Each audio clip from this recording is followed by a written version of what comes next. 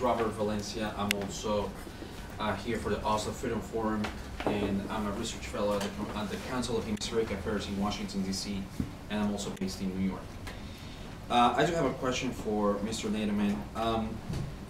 Much has been said about the role of law enforcement and governments, and that the aim should be at, governments at a higher level, particularly in the United States and Latin America. But again, it all comes down to the population, because they are ultimately the ones who are affected by, imprisonment and addiction. In Latin America, the real problem, or one of the problems of the equation of population, law enforcement, and government is trust.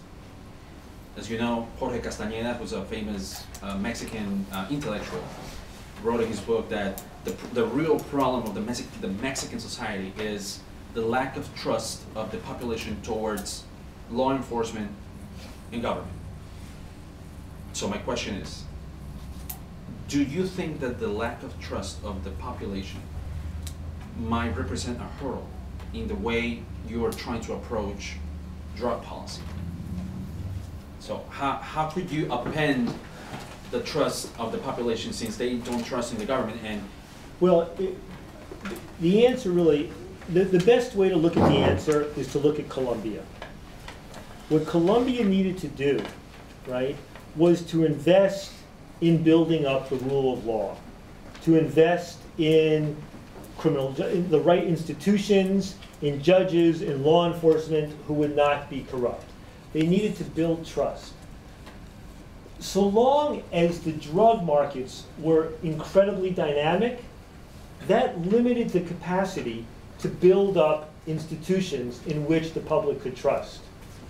What happened with Colombia, in part by intention, in part by chance, is that even though Colombia continues to be a major source and transit point for drugs, the locus of the profits and the violence shifted from Colombia to Mexico.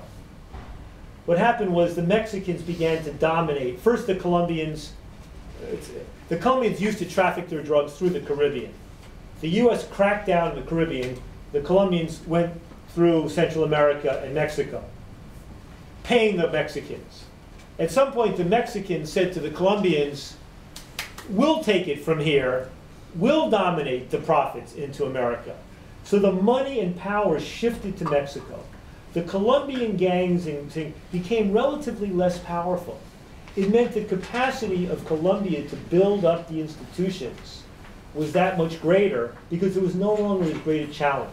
The problem for Calderon in Mexico and Frato Perez and the others, they are trying to build up the institutions because everybody agrees you need police who are not corrupt, you need judges who are not corrupt, you need judges and police who are not afraid they will be killed.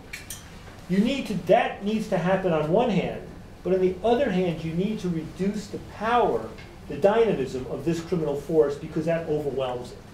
That's, I think, the answer right there. Okay? So do you think that we should, we got Plan Merida, which really is not fully invested in Mexico. I think it's only 20 million out of the larger, like 20% out of the larger budget. So should we allocate this money for building up the institutions and building up some sort of education? I actually think the best way for the U.S. to help is to help on the alternatives. The only way to undermine the dynamism of the black market is through these alternatives, right? The Mexicans are already invested in building up these institutions. The U.S. can put its money into that, and it is, right?